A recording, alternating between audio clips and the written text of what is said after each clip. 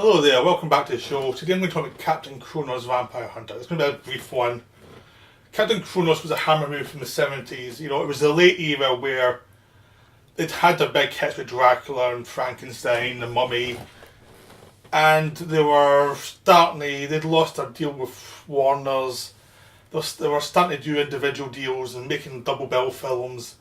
And Captain Kronos came at the end of this in the 70s when they were trying lesbian vampire films and stuff like that. They were trying anything to see what would work and what would not work. And this was one of the films they made in that crazy period that really delivered. I'm not sure it made much money, but it delivered as a film because it's pure 70s, you know, schlock at its best. It's wonderful and it's really weird. And it goes a hell of a clip. It's 90 minutes, but it's always moving. I mean, some of the problem with Hammer movies sometimes is they go at a very slow pace. I love them, so I don't mind. But I think for some people, they go a bit slower than people nowadays might go a bit slower. I mean, something like Hunster Werewolf moves very slow for the first half. It's a beautiful film, but for some people it might be a bit slow. This one just keeps moving. Even though the plot's quite simple, it's also full of incidental details. Like the director, who was Brian Clements, who did The Avengers, is easily bored, so he's always trying to throw in something else. Like, let's not just have a scene in a bar. Let's have a scene where there's swordsmen who've been paid off to kill the hero, and let's have a 10-minute sequence in the bar. Let's hire Ian Henry to be the crazy psycho, and have him give him two dull-witted assistants, and let's make the guy who brought Kronos in be an old war buddy who gets infected and who Kronos has to kill.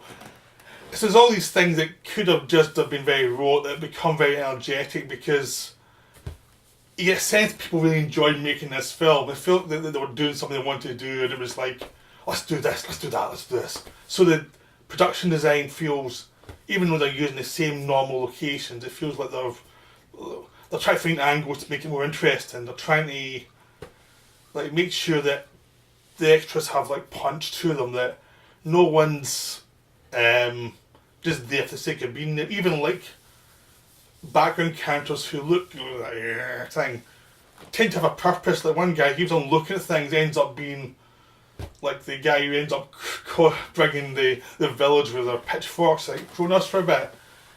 And that's wonderful. That's great about the film. It's just there's always it's like nothing's thrown away. Everything's that guy's there, let's do something with that guy.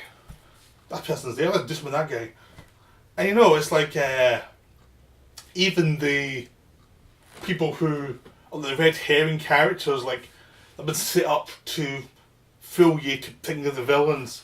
They're given a lot more depth and are interesting. It's you can make a whole film with those people because they're given all the details.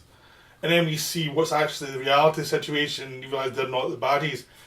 It's still you could read that whole film from their perspective as well, and it would have been really cool.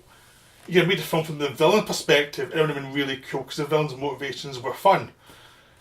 And they suggested something more than you saw in the film because it was 90 minutes, get in and get out. And this is really good about monster movies that do that. It's they just put everything in they can, and they suggest a world that's beyond what you're going to see. I think that's what creates a lot of cult movies where you can imagine stuff beyond what the film is. And this film does it brilliantly. I mean, they could have done a ton of these movies and it would have worked. Because the central setup is Kronos, it's him and his hunchback buddy who's also religious, are going around killing vampires. And early on you meet up with Caroline Monroe, who becomes love interest. And she's introduced been in been the bad end of those witch hunters, and she's armed around this, and it's they save her, and instead of saying thank you, she joins them for this next adventure, and it's fun. I mean, of course they give her a nude scene because it's Hammer in the 70s. Of course they're going to do that, but they make the character fun as well. She goes and helps him out. She's very tomboyish. She goes and helps him out. She goes into the castle at the end, knowing it's in danger, to try and pull out these vampires. The only disappointment from the end is she stays behind rather than going with them to the next adventure. And it's why that didn't make any sense, because it was obvious she was part of the team at the end and she wasn't. It was like, I mean, that was silly. But the whole film has this kind of energy to it. The castle they go to, there's always a rich people. In the 70s, it wasn't a castle, it was like a rich house. And there was always people who were really rich and who had their foot on the soul of the town nearby. So it's all about capitalism and unfair capitalism. It's all blues and it's beautiful. And every time you went, you go, oh, that's really nice. And it felt like the director liked the location, so he was putting a camera everywhere. And it really worked because it had energy to it. Then you had fight scenes in there as well. Again, the energy is like, you felt the director had seen a lot of swashbucklers, they wanted to do something. Even with no much money, but still going to do it. The whole movie is that feel to it. It's like, let's take this to advantage. The idea that vampires who are in the daylight, who suck the life force from the person, so that people start young and age to old people within seconds. And that's the vampire version. It takes place during daylight.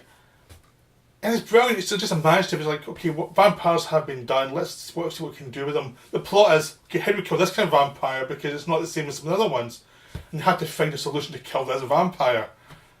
And Hammer didn't do that often enough. It's like, I think they would have been cool to doing a Dracula film. It's, just have a lot of energy and a lot of vitality. Like, what can we do?